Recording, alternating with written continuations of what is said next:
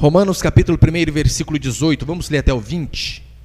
Você pode acompanhar comigo? Diz assim a Escritura: a ira de Deus se revela do céu contra toda impiedade e perversão dos homens que detêm a verdade pela injustiça. Portanto, o que de Deus se pode conhecer é manifesto entre eles, porque Deus se lhe manifestou. Porque os atributos invisíveis, as qualidades invisíveis de Deus, assim o seu eterno poder como também a sua própria divindade, claramente se reconhecem desde o princípio do mundo, sendo percebido por meio das coisas que foram criadas. Tais homens são por isso indesculpáveis. Olha para cá agora, por favor, meus irmãos. O tema da minha pregação hoje é a ira de Deus. Eu sei que talvez é um tema que não alegra muito a princípio, mas eu tenho certeza que Deus vai falar ao meu e ao seu coração essa noite.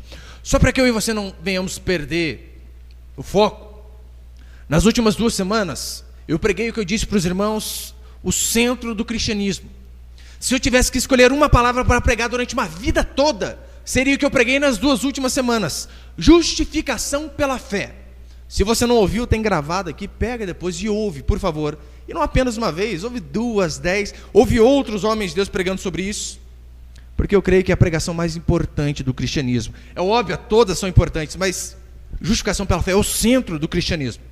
Eu falei justamente isso, olha, que a nossa justiça, que um dia nós vamos estar diante de Deus, não com base na nossa bondade, não com base naquilo que nós fazemos, porque a Bíblia diz que o coração do homem é corrupto e enganoso, e ele não faz nada de bom. Até as suas próprias bondades por trás existem maldades. Que o padrão que Jesus coloca para mim e para você é muito alto, e ninguém consegue atingir. Estava pregando uma vez numa outra igreja, e eu disse, olha, o padrão de comparação para nós não é o traficante, não é a prostituta, não é Madre Teresa de Calcutá. O nosso padrão de comparação é Jesus Cristo. E as pessoas disseram, glória a Deus, amém. Eu falei, não, vocês não entenderam. A gente está perdido. Ele é o padrão. Como pode você ficar feliz sabendo que o padrão é tão alto? E eu falei justamente isso, que se a nossa justiça não viesse de Deus, nós nunca teríamos oportunidade, por conta das nossas bondades, estarmos diante do Senhor. E eu disse também o seguinte, olha, fé não é oposição a obras. Não é oposição a obras. Lutero, de forma inspirada por Deus, entendeu Romanos 1,17, quando de fato a Bíblia diz, o justo viverá pela fé, para mostrar que a fé naquilo que Jesus Cristo fez, é o que justifica eu e você diante de Deus, não a nossa justiça própria, não o nosso cumprimento da lei, porque lembra os mandamentos? Os fariseus achavam que cumprir a lei era apenas fazer atos externos, por exemplo, não mate, não adultere, não roube. Só que Jesus vem, explica e diz, não, é muito além disso. Eu porém vos digo, aquele que olha para uma mulher que desceu impura cometeu adultério, aquele que deseja o mal para o próximo é réu do inferno, aquele que chama o irmão de tolo é réu do inferno. E com base nesse padrão altíssimo, quem pode ser justo? Ninguém. E então Lutero teve essa revelação de que, olha, a nossa justiça vem de Cristo, e o justo vai viver com base naquilo que Cristo fez. É na justiça dele que nós devemos nos agarrar. Eu sei que todavia, no entanto, parece que Tiago fala diferente de Paulo, como por exemplo, olha o que diz Tiago 2, Tiago 2,21. Não foi, eu acabei de falar semana passada, né? Nós somos justificados pela fé, e não pelas obras. Aí Tiago vem e diz, não foi por obras que Abraão, nosso pai, foi justificado, quando ofereceu sobre o altar o próprio filho Isaque? Quando nós lemos Tiago falando isso, olha, não foi por obras que Abraão foi justificado? E vemos Paulo dizendo que a justificação, que a nossa justiça vem de Deus, parece que há um conflito entre os dois. E aparentemente um conflito irreconciliável. Depois no versículo 26, Tiago ainda diz assim, que a fé sem obras é morta. A ponto de Lutero, que foi inspirado por Deus de entender Romanos 1,17, que o justo vive pela fé, ele leu a carta de Tiago e disse assim, a carta de Tiago é uma carta de palha. Ou seja, não tem importância, porque Tiago disse bobeira. Consegue ver porque a Bíblia é fantástica e a história é fantástica? Todos os homens de Deus são falhos, sem exceção. Pastor, mas como que a gente consegue conciliar essas duas coisas? Eu vou falar para você, não há contradição nenhuma entre o ensino de Paulo e o ensino de Tiago. A diferença era o ponto de vista. Paulo olhava para a causa da nossa salvação, e a causa da nossa salvação é a fé. Somos salvos pela fé somente. Tiago, todavia, olha para a evidência da salvação. A evidência de alguém que foi salvo pela fé são as suas obras. Porque como pode ele dizer que foi salvo, que crê, só que o seu estilo de vida, o seu comportamento é totalmente diferente daquilo que Cristo manda. Então tem essa diferença. Paulo olha para a causa, que é a salvação pela fé. Fé em Cristo Jesus. Tiago olha para a evidência da salvação. Portanto, não há diferença alguma. Os dois estão dizendo a mesma coisa. Fé não é oposição a obras. O que é oposto a obras é a justiça de Deus. É por isso que nós somos justificados. E assim como aqui a Bíblia diz, como nós lemos semana passada, né? Verso 17, visto que a justiça de Deus se revela no Evangelho, ou seja, o Senhor revela a justiça dele sobre nós, a Bíblia também diz que a ira do Senhor é revelada sobre a humanidade. E é o primeiro princípio que eu quero passar esse. Põe lá, por favor. O primeiro princípio é o seguinte: o Evangelho é uma boa notícia que existe uma má notícia. Pastor, foi confuso agora. O Evangelho é uma boa notícia de que existe uma má notícia. Pastor, o Evangelho não é boas novas? De fato é boas novas. Não para todos. Para alguns vão ser péssimas novas. Horríveis novas. É interessante que Paulo, ele diz assim: estou pronto a pregar o Evangelho também a vós outros em Roma. Paulo arriscou a sua vida e de fato morreu em prol do Evangelho. Você percebeu? Qual o motivo que Paulo dizia: olha, se preciso for, eu morro, mas eu quero levar o Evangelho para vocês. O motivo de Paulo é diferente do motivo de muitos pregadores de hoje. Paulo não diz assim: olha, eu estou disposto a levar o Evangelho a vocês, porque eu experimentei algo bom demais, e se é algo bom que eu experimentei, eu quero que vocês experimentem também. Paulo não diz assim: olha, eu fui a uma igreja e senti tanta paz no louvor, olha, achei a pregação tão jóia, o pastor tão engraçadinho, que eu quero que vocês vão para a mesma igreja que eu. Não foi por conta disso que Paulo foi pregar o Evangelho. Ele não disse: olha, eu tive uma experiência muito gostosa no monte, no círculo de oração com os irmãos, e eu quero levar essa experiência a vocês. Eu chorei muito. Olha, eu quero levar o Evangelho a vocês, porque hoje eu sou muito mais feliz do que eu era antes. Não é por esse motivo que Paulo disse que estava disposto a pregar o Evangelho, e se possível, até morrer por ele. O grande motivo da evangelização de Paulo era esse: a ira de Deus sobre o ser humano. Um motivo totalmente diferente do qual nós costumamos ter, não é? O grande motivo da evangelização desse apóstolo é que ele sabia que a ira de Deus se revela do céu, como ele diz no verso 18, contra toda impiedade e injustiça dos homens. E com base nisso, Paulo, como ele ama o ser humano e ele queria ver as pessoas não receberem a ira de Deus, ele doa a sua própria vida em prol do Evangelho, para que as pessoas não fossem condenadas. Porque não pense que o Evangelho começa com boas novas. Na verdade, o Evangelho começa com más novas. O Evangelho começa com isso aqui: a ira de Deus se revela do céu. O Evangelho não começa dizendo: olha, vem e vai dar tudo certo, vem, se os problemas vão ser resolvidos. Não. Paulo, ele sabia o destino de todo ser humano, e por conta disso ele vai e prega o Evangelho. O evangelismo de Paulo é diferente do evangelismo de muitos. Paulo começa falando de ira.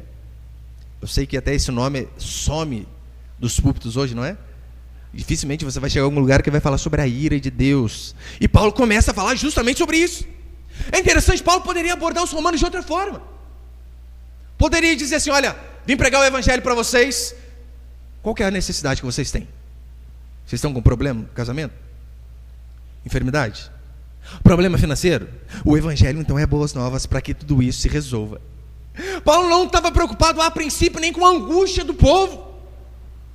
Isso era apenas consequência. E a mensagem do Antigo Testamento é a mesma. Ela não vai a princípio de encontro às necessidades pessoais de cada um. Não. Mas a mensagem do Evangelho, ela vem dizer: olha, o homem está debaixo da ira de Deus. Caso Deus não tenha misericórdia dele, ele não se arrependa, ele está frito, ele está lascado. Meu irmão, não há problema nenhum você vir a um culto, no louvor, na oração, na palavra, você sentir paz. É óbvio que o Evangelho faz isso. Você sair daqui melhor de como você entrou, você sair daqui alegre, feliz. É óbvio que o Evangelho proporciona essas coisas, mas apenas essas coisas podem ser mero emocionalismo. E nós sabemos, pessoas se emocionam. Às vezes é um pregador que chora, o povo chora. Mas muitas pessoas podem ser emocionalmente afetadas e mesmo assim continuar condenadas. Olha para a mensagem dos homens de Deus da Escritura. Qual que era a grande mensagem de João Batista, lembra? João Batista no deserto pregando com pelo de camelo, levantava a mão e dizia assim, ó, quem está com problema no casamento, vem aqui, eu vou fazer oração e vai melhorar. Quem precisa de porta de emprego, vem aqui, eu vou orar e Deus vai abrir. Era essa a mensagem de João Batista? Ou era a seguinte: quem vos induziu a fugir da ira vindoura? Essa era a mensagem de João. A Bíblia diz que ele veio preparar o caminho do Senhor. Pedro foi da mesma forma. No dia de Pentecostes, Pedro não disse, olha, venha para cá e se sinta bem, se una ao nosso grupinho, faça parte da nossa igreja e sua vida vai ser melhor. Mas olha que interessante que diz Atos 2, 22 e 23.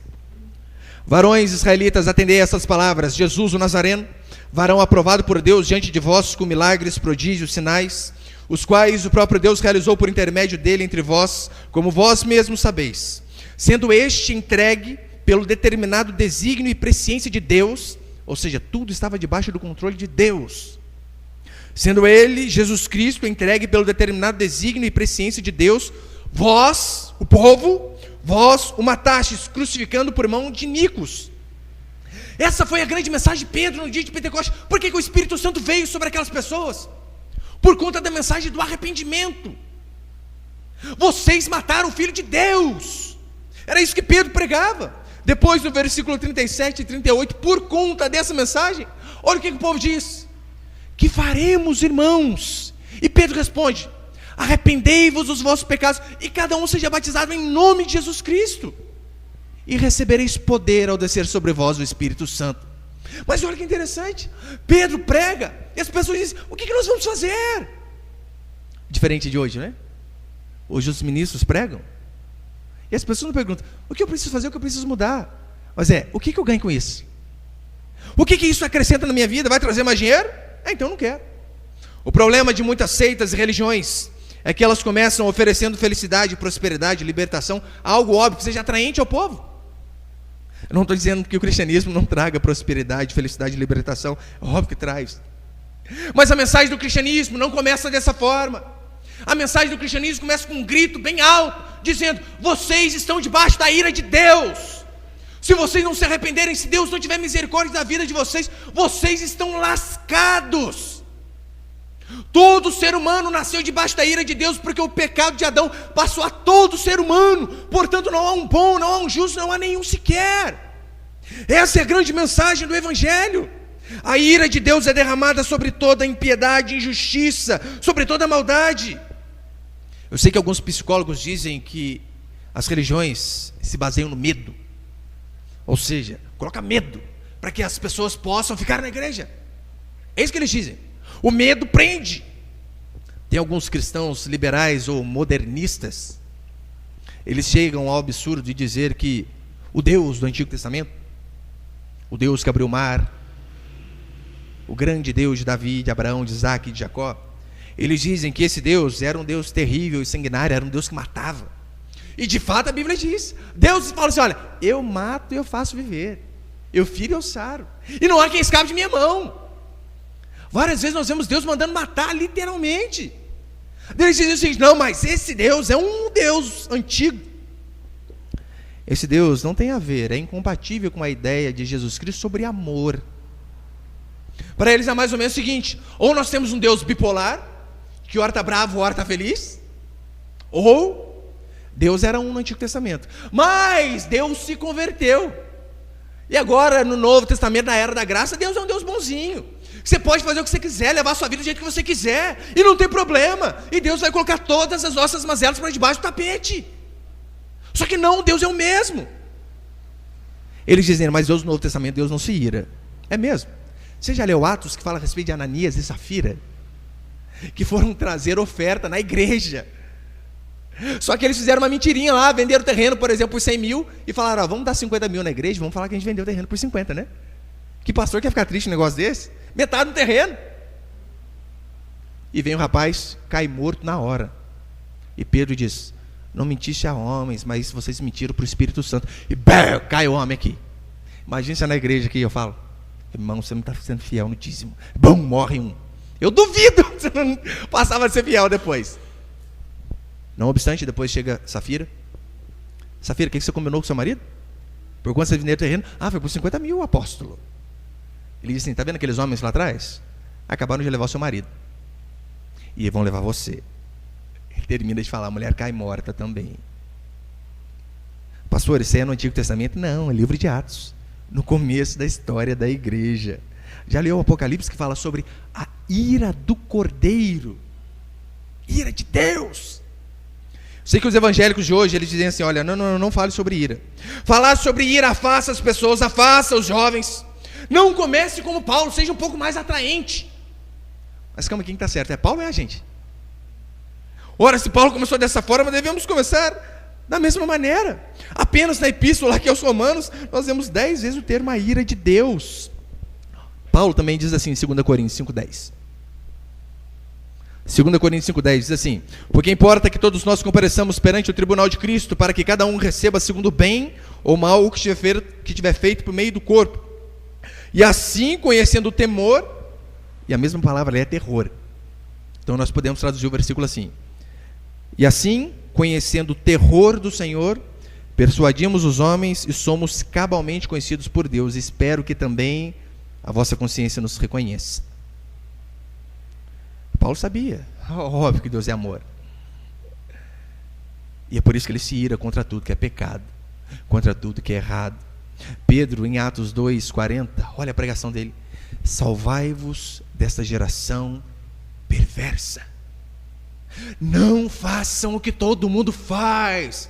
Não ande pelo caminho que todo mundo anda, porque essa geração está perdida. Se salve delas. Em Lucas 16, olha o exemplo que Jesus dá. A parábola que ele conta: rico Lázaro e um abismo intransponível entre eles. Esse é o evangelismo que nós devemos ter. Até mesmo em João 3,16, você vem para-choque de caminhão à torta e à direita, não é? Até quem não é crente conhece João 3,16. E Deus amou o mundo de tal maneira que deu o seu Filho unigênito. É óbvio, Deus ele demonstra o amor dele por nós. Você percebeu que Deus ele procura até uma palavra para demonstrar o quanto que ele nos ama? E ele não acha, e Deus amou o mundo, ele não acha uma comparação, ele diz assim: olha, e Deus amou o mundo de tal maneira, para mostrar que de fato foi um amor grande. Só que as pessoas não entendem a continuação do versículo. E Deus amou o mundo de tal maneira que deu o seu Filho unigênito para todo aquele que nele crê não pereça. Ou seja, alguns irão perecer. É para que tenhamos vida eterna, sim. Mas aqueles que não creem não terão vida eterna. Muito pelo contrário, perecerão debaixo da ira e do juízo de Deus. É o que diz a Escritura. A função do Evangelho, portanto, é levar as pessoas a Deus e reconciliar com Deus, para que então elas sejam salvas da ira vindoura. Seremos salvos para morar com Deus, isso é verdade. Mas seremos salvos, antes disso, da ira de Deus sobre nós. Segundo princípio, Deus revela a sua ira a todos. Você pode falar para a pessoa do seu lado: Deus revela a sua ira contra todos. Pastor, mas isso não é justo. Vamos lá. Deus revelar a sua ira contra os judeus, nós concordamos. Eles tinham a lei, eles tinham os mandamentos, eles eram o povo de Deus e foram desobedientes. Contra os judeus sim, mas contra os gentios não tinham lei, eles não eram o povo de Deus. Ora, então é injusto Deus revelar a sua ira contra todos, inclusive os gentios. Eu vou mais longe, não apenas os gentios, é óbvio, os gentios também, mas e aquelas pessoas que nunca ouviram falar do Evangelho? E aquele índio que mora lá naquela tribo, lá em Papua Nova Guiné, onde ninguém vai chegar. E aquelas pessoas que não sabem ler, que não podem de fato se sentar, ter uma Bíblia e ler. Países comunistas, a Bíblia é proibida, por mais que as pessoas saibam ler. Mas e essas pessoas? E quem nasce com problema? E aquelas pessoas que não têm a mínima possibilidade do Evangelho chegar nelas? É justo, pastor, Deus derramar a ira dele sobre essas pessoas também? É óbvio que é. É óbvio que é. Pastor, mas eles não têm a possibilidade de ter acesso ao Evangelho. Como que eles vão conhecer a Deus? Sendo que nós conhecemos a Deus pela palavra. Todos têm a obrigação de conhecer a Deus, sem exceção. Seja crente, seja ímpio. Seja índio, seja homem urbanizado. Olha o que diz Romanos 1:19. Porquanto o que de Deus se pode conhecer é manifesto entre eles, porque Deus se lhe manifestou. Daí ele diz, porque os atributos, ou seja, as qualidades, os atributos invisíveis de Deus, assim o seu eterno poder, como também a sua própria divindade, claramente se reconhecem desde o princípio do mundo, sendo percebido por meio das coisas que foram criadas. Tais homens são, por isso, indesculpáveis. Ou seja, ainda que você não tenha a Bíblia da forma que nós temos, ainda que uma pessoa não tenha a Bíblia dessa forma, ela tem a obrigação de reconhecer que existe um Criador, sabe como? Pela natureza, pelos atributos invisíveis de Deus. Ela precisa olhar para o céu, ela precisa olhar para os cosmos, ela precisa olhar para o crepúsculo, para as galáxias e saber, não é possível que isso aqui veio da ameba, não é possível que isso aqui veio de uma explosão. Como que uma explosão pode gerar tudo no seu devido lugar? A pessoa tem que dar um jeito. Meu irmão, olha para a complexidade que é o ser humano. Uma vez eu estava vendo lá, se eu não me engano, falando a respeito do olho humano, falando que o olho humano, ele é mais, a gente enxerga mais do que a mais alta câmera que já foi projetada até hoje. Ela não chega perto do que um olho humano pode fazer. Olha para a nossa cabeça, o tanto de tic-teco que tem lá dentro. Olha para... Nós temos veias e vasos sanguíneos que dá para ir daqui no Rio Grande do Sul e voltar, se esticasse em linha reta. Daí você olha uma coisa dessa, uma formosura dessa que somos nós, totalmente complexo. E você diz assim, seleção natural. Não, não tem como. A Bíblia diz que o homem tem a obrigação de conhecer o Criador por trás das coisas que foram criadas. A prova de que os gentios têm culpa é o estilo de vida que eles levam e a punição de Deus sobre a vida deles, porque é isso que a Escritura diz. A ira de Deus é sobre o ímpio. Deus o entregou. Eu sei que talvez você pense, pastor, mas eu não gosto dessa ideia de Deus irado. Eu gosto mais da ideia do Deus amor, do Deus perdoador. Mas o Deus amor e o Deus perdoador te levou a se arrepender do estilo de vida errado que você leva? Se não levou, não adiantou. Porque Deus verdadeiramente nos leva. A pergunta é essa. Esse Deus que você crê te leva ao arrependimento e à obediência? Os judeus mostram para mim e para você que o simples fato de termos a lei, eles eram donos da lei. Eles eram um povo de Deus. Mas isso não é o suficiente para que eles sejam salvos da ira de Deus. É necessário que haja conversão. É necessário que haja arrependimento. Terceiro princípio. Terceiro princípio é a maneira como que Deus revela a sua ira. Deixa bem claro, ira significa ódio de Deus contra o pecado. Literalmente ódio. A Bíblia, eu sei que é uma palavra forte, mas é essa palavra que a Bíblia usa. Pastor, como que foi revelada então a ira de Deus? Primeiro na nossa consciência. O ser humano sabe. Todo ser humano tem noção do que é certo e do que é errado. Mesmo sem às vezes ele nunca ter lido a Bíblia. Mesmo sem nenhum pastor ter chegado e falado, isso aqui está fazendo errado, precisa mudar. Nós temos essa noção. Inclusive temos aquele senso de que o erro deve ser punido. Na maioria das vezes não o nosso, é óbvio, né? Mas do outro principalmente. Ou seja, Deus revela a ira dele na nossa consciência, mostrando que é certo e que é errado. Quantos aqui não sabem que, olha, político corrupto tem que ser preso? Até o ímpio sabe. Até o ímpio. Mas quantos acham que é normal cortar fila no supermercado? Colar na escola? Comer uva do supermercado que você não pagou? Ou seja, Deus tem que punir o que é errado. Mas o erro dos outros, não o nosso. Deus revela a sua ira nas consequências do pecado. E consequência que eu digo, consequência física mesmo. Que a consequência física é um sinal da manifestação da ira de Deus. Você sabe, toda vez que nós transgredimos as leis, vai haver punição, não importa qual lei seja. A lei do trânsito, existem multas. A lei da gravidade, tenta pular de um prédio para o quarto andar para você ver. Vou contra a lei da gravidade, você vai morrer. Toda vez que nós transgredimos uma lei, punição. A saúde nossa é dessa forma. Cigarro vai arrebentar com o seu pulmão, vai arrebentar com o seu coração. Pastor, bebida é boa, vai acabar com o seu fígado. Batata frita é uma delícia. Pode fazer dar um infarto em você devido a tanta gordura. É natural, consequência do pecado. A Bíblia diz que antes do pecado do homem não havia cardos e abrolhos na terra. Então o homem peca e depois disso passa a agir cardos e abrolhos. Outra forma que Deus mostra a sua ira, revela a sua ira, é através da universalidade da morte. Lembra Romanos 6? Paulo diz, o salário do pecado é a morte. Olha o que diz Romanos 5,14. Entretanto, reinou a morte desde Adão até Moisés, mesmo sobre aqueles que não pecaram à semelhança da transgressão de Adão. Olha, reinou a morte desde Adão até Moisés. Mesmo antes da lei, antes de Deus dar os mandamentos, antes de Deus dar o não matarás, o não furtarás, já havia morte. Por quê? Por conta do pecado. A prova que todos pecaram, a prova que todos nasceram em pecado. Lembra como diz Davi no Salmo 55? Em pecado me concebeu a minha mãe. Não dizendo que é óbvio que a relação íntima entre marido e mulher é pecado, é óbvio que não. É bênção, é mandamento, é ordenança de Deus, é obrigação. Mas ele diz no sentido que em pecado me concebeu minha mãe, para dizer, olha, desde que Adão e Eva pecaram, o pecado passou a toda a raça humana, e todo ser humano que nasce em pecado, é isso que ele diz. Universalidade da morte. Você percebeu? Velhos morrem, adultos morrem, jovens morrem, crianças morrem também? Morrem. Pastor, mas criança não é pura? Quem disse? Quem disse que criança é pura?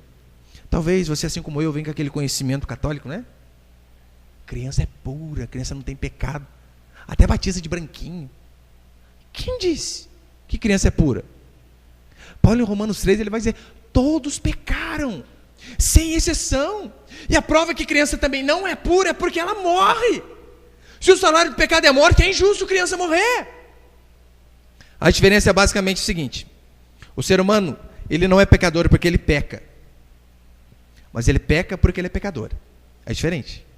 Ele não passa a se tornar pecador a partir do momento que ele comete o primeiro ato de pecado, mas ele vai cometer o primeiro, o segundo e os outros atos de pecado por conta de ser pecador. Aquela velha ilustração que eu sempre dou aqui: você pega uma mangueira cheia de frutos, imagina que aqueles frutos sejam os pecados. Ora, uma mangueira mais velha vai ter vários frutos, e você pega uma mangueira, um bonsai, pequenininho, sem nenhum fruto. A princípio não tem fruto de pecado, se os pecados fossem apenas os frutos. Só que a Bíblia diz que o pecado não são os frutos, mas é a natureza de ser mangueira. Então, uma mangueira cheia de frutos e uma mangueira sem frutos, ambas são mangueiras. Ou seja, um ser humano em certa idade, cheio de pecado, e uma criança que nasce no seu primeiro dia de vida, tem a natureza adâmica da mesma forma. É por isso que crianças também morrem. É Deus se irando contra a humanidade.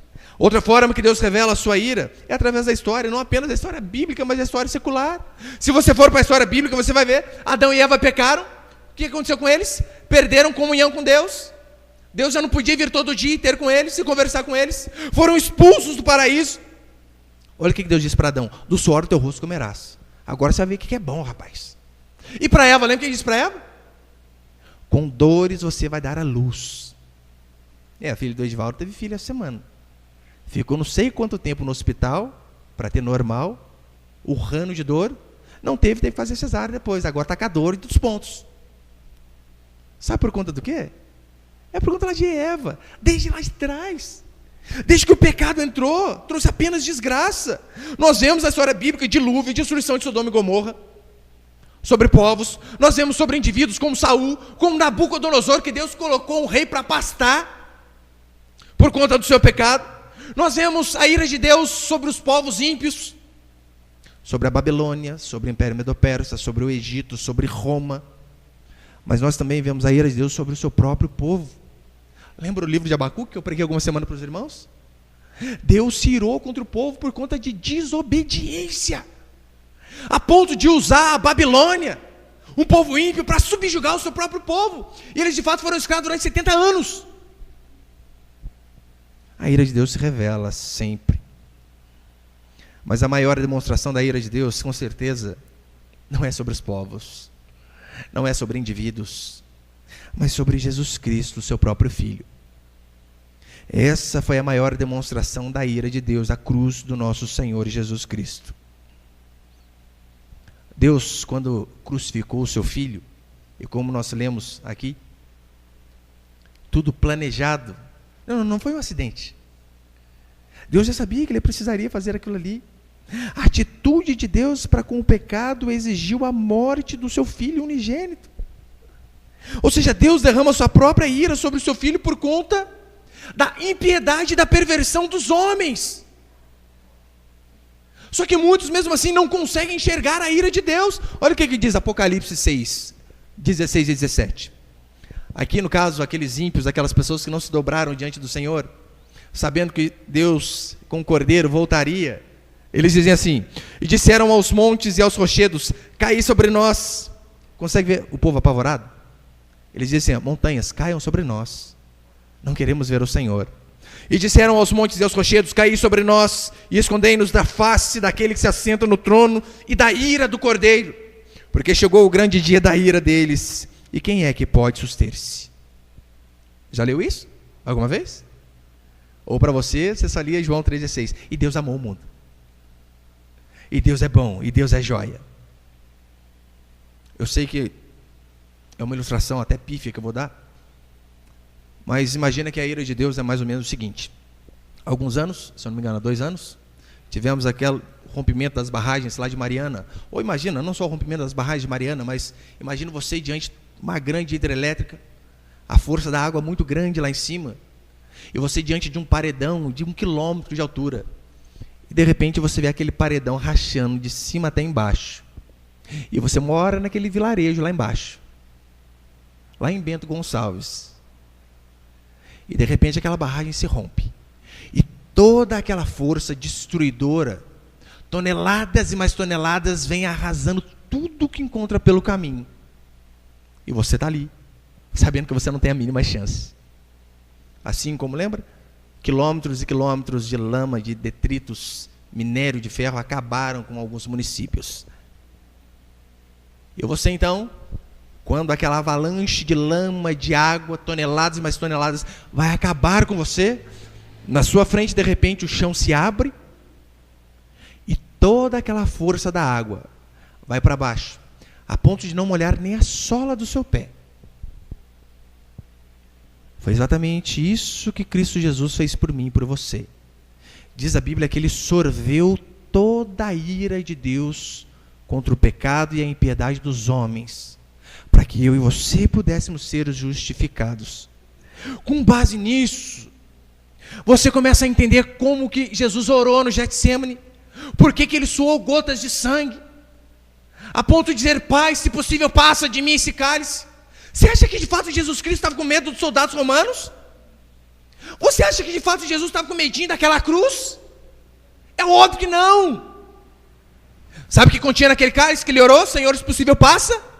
Ele sabia que naquele cálice continha a ira de Deus, e era por isso que ele tinha medo.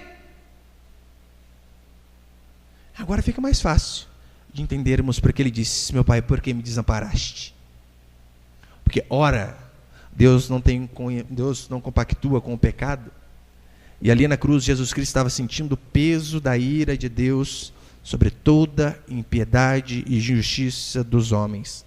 Portanto, antes de vermos na cruz o amor do Senhor, precisamos ver a ira de Deus contra toda a impiedade e injustiça dos homens. Somente quando tivermos uma ideia da profundidade do tamanho da ira de Deus, teremos o entendimento da profundidade do amor dele por mim e por você. Quarto princípio, já estou encerrando. A ira de Deus contra a impiedade e injustiça dos homens. Isso é fato, a ira de Deus é contra o pecado. E o que é pecado? Pecado é a transgressão da lei. É isso que é pecado. Impiedade, eu acho que eu coloquei até ali. Impiedade, não coloquei? Impiedade literalmente significa assim, olha, falta de piedade, de respeito e de amor a Deus ou às coisas sagradas. Impiedade está relacionado a nós e Deus, não a nós e ao próximo. Está relacionado entre mim e Deus, entre você e Deus. Lembra que quando Deus dá os mandamentos, os 10 mandamentos? 2 tábuas. Na primeira continha mandamentos que falavam a respeito de Deus, como amarás o Senhor teu Deus, não farás imagem. A primeira tábua falava das nossas obrigações para com Deus. A segunda tábua, todavia, falava dos relacionamentos aqui, na horizontal, de homem para homem, semelhante para semelhante, começando como honra teu pai e tua mãe, não roube, não furte. E é isso que nós fazemos ao próximo. Primeira tábua fala da relação do homem para com Deus, ou seja, impiedade é transgressão contra Deus. E perversão, injustiça, que é o mesmo significado, maldade, sempre vai ser consequência da impiedade. O restante do capítulo, depois nós vamos ler, você vai ver Paulo apenas diz o que acontece quando as pessoas são ímpias, quando as pessoas não têm temor pelas coisas sagradas, pelas coisas de Deus. A consequência é que o seu semelhante vai sofrer sempre. Impiedade e injustiça. E é justamente nessa ordem. Primeiro vem a impiedade. Por quê?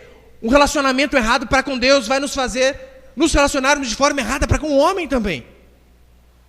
Então, quando nós não temos o relacionamento correto, na vertical, com o Senhor, quando nós não damos graças, quando nós não reconhecemos aquilo que é sagrado, aquilo que é santo, não vamos ter um bom relacionamento com o próximo também. O ateu, ele é nada mais, nada menos que alguém chateado porque Deus não deu algo que ele queria. Ou seja, o ateu também é uma pessoa que diz que não crê em Deus, sabe para quê? Para que ele possa viver da sua maneira. Convenhamos, se não há Deus, não vai haver céu e nem inferno. Não haverá outra vida. Ora, e se não haverá outra vida, se não haverá recompensa para aqueles que fazem o bem e punição para aqueles que fazem o mal, eu posso viver do jeito que eu quero. Eu posso fazer o que eu quero com o próximo, eu posso matar, eu posso roubar, eu posso me prostituir. Porque, ora, não existe outra vida depois dessa. Talvez os mais antigos devem lembrar daquela música dos Beatles, Imagine. Tem uma parte da música, é isso aí, imagine se não houvesse céu nem inferno. Ora, se não houvesse céu nem inferno, eu poderia viver do jeito que eu quero. Tem um cientista, um físico chamado Stephen Hawking, o da cadeirinha lá, você deve lembrar, né? Aquela cadeirinha que nem mexe direito. Interessante. Inteligentíssimo. Nobel de Física, não sei quantas vezes. Cadeira de roda, ele nem fala. É um computadorzinho que lê o pensamento dele. Mas eu estava vendo uma matéria dele na internet, esse safadinho. Estava num sex club, na cadeira de roda. Que maravilha, hein? Para ir para a zona vai até de cadeira de roda. Porque, ora, não crê em Deus? Se não existe Deus, eu posso fazer o que eu quero. Essa semana, semana passada, não me lembro. Você deve ter acompanhado, ou lido também. O nosso nobre deputado Jean Willis. Uma moça fazendo uma entrevista com ele e perguntou assim para ele: deputado, se o mundo acabasse amanhã, o que você faria hoje? Ele começou até com uma resposta bonitinha, né? Eu perdoaria as pessoas que me ofenderam. Daí depois ele já deu as respostas da natureza dele. Ele disse assim depois: eu usaria todo tipo de droga ilícita. Então deve ser, as ilícitas acho que ele já usa, né? Eu usaria todo tipo de deputado federal do nosso país. Se o mundo acabasse, o que você faria? Eu usaria todo tipo de droga ilícita, e perdoe minhas palavras, palavra dele, treparia com todo mundo que quisesse trepar comigo. Deputado. Palavras dele. Ora, não há Deus para ele. Se não há Deus, qual o problema? Homem, mulher, papagaio, periquito, não há problema algum com isso. Por que você acha que tem aumentado sistematicamente a quantidade de homossexuais, drogados, viciados, roubo, morte, homicídio? Porque essas pessoas não creem em Deus, porque de fato elas não respeitam o sagrado, não têm reverência com as coisas divinas, e por conta disso vão tratar o próximo de qualquer forma. O cristianismo verdadeiro tem caído em desuso, portanto, impiedade é a real essência do pecado. Falta do senso de que existe Deus vai levar o homem a pecar. Em Romanos 3,18, depois Paulo diz: não há temor de Deus diante dos seus olhos. Por que o povo tem andado em pecado, pervertido? Não há temor de Deus. Se a nossa atitude para com Deus for uma atitude certa, pode ter certeza, não seríamos culpados de tanta transgressão e pecado. Mas uma coisa é fato, Deus punirá, com certeza. Deus punirá toda impiedade e injustiça, é o que diz a Escritura. 1 Timóteo 5,24 diz assim: os pecados de alguns homens são notórios e levam a juízo, ao passo que os de outros só mais tarde se manifestam. Tem algumas pessoas que parece que pecam e na hora. sofrem as consequências. E de fato isso acontece mesmo. Às vezes você vê dois homens, parece que cometem o mesmo pecado. Um é punido na hora. O outro parece que leva tempo. Ou parece até que não é punido. O pobre rouba, vai para a cadeia na hora. O crime de colarinho branco do político, ele vai para a prisão domiciliar, aonde tem festinha para ele, na sua casa. O juízo de Deus pode não vir de forma imediata, mas pode ter certeza que vem. A Bíblia diz em algumas horas que, por exemplo, um rei chamado Herodes, ele começou a proclamar um discurso, e as pessoas disseram: ó, voz de Deus, essa voz bonita! E por conta dele não dá glória a Deus, diz a Bíblia que ele foi fulminado no mesmo instante. Então acontece. Mas não quer dizer porque as pessoas não foram punidas, que Deus não vai julgar a elas. Pode ter certeza que vai. Em 2 Tessalonicenses 1,9, Paulo diz, olha, que essas pessoas sofrerão penalidade de eterna destruição, banidas da face do Senhor. Ainda que aparentemente não sejam punidas aqui aos nossos olhos, você pode ter certeza, toda impiedade, perversão, maldade dos homens será punida diante de Deus. E uma das formas que eu e você podemos ver, bem fácil, Deus punindo o seu próprio povo, a forma mais cruel, não é quando Deus mata de repente, sabe qual é? É quando Deus deixa o povo viver do jeito que ele acha melhor. É quando Deus de fato pega o freio que ele estava segurando da maldade humana e solta. E deixa o povo viver do jeito que eles quiserem. Você pensa, isso é liberdade? Não.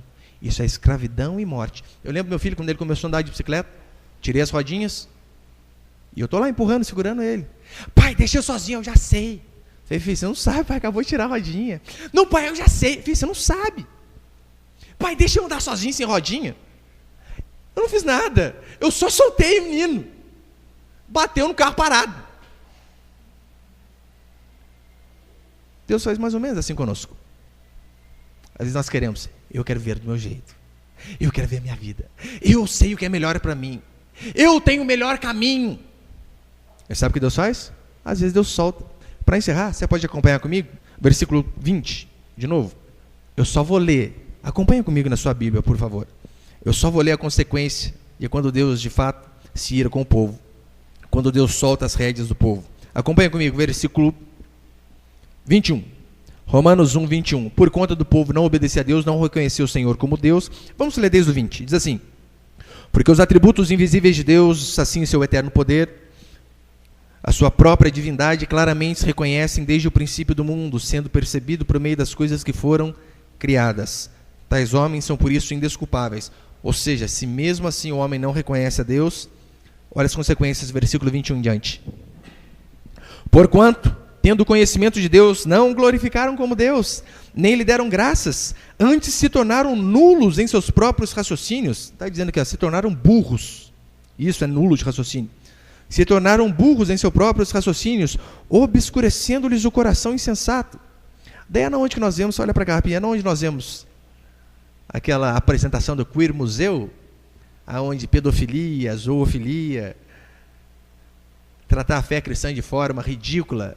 Eles dizem que aquilo lá é arte. Deus diz, não, por conta de não conhecerem a Deus, Deus deixa eles burros achando que são inteligentes. Verso 22.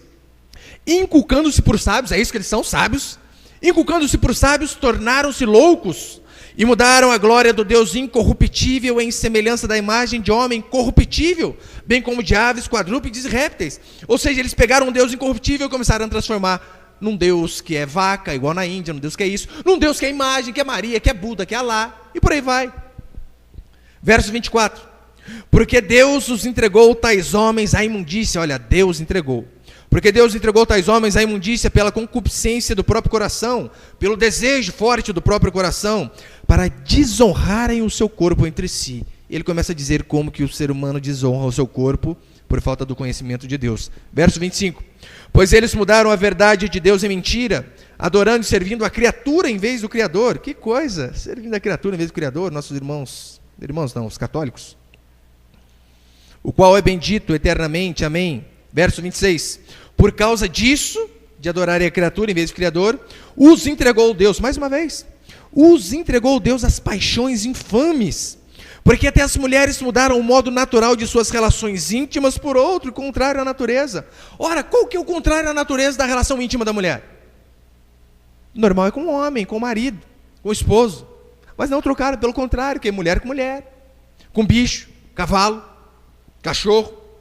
Verso 27, semelhantemente os homens também deixando o contato natural, ou seja, deixaram aquilo que é natural, aquilo que é normal, se inflamaram mutuamente em sensualidade, cometendo torpeza, homens com homens, e recebendo em si mesmos a merecida punição do seu erro.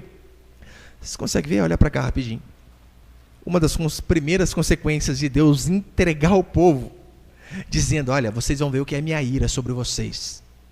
Uma das primeiras coisas que ele cita, homossexualismo.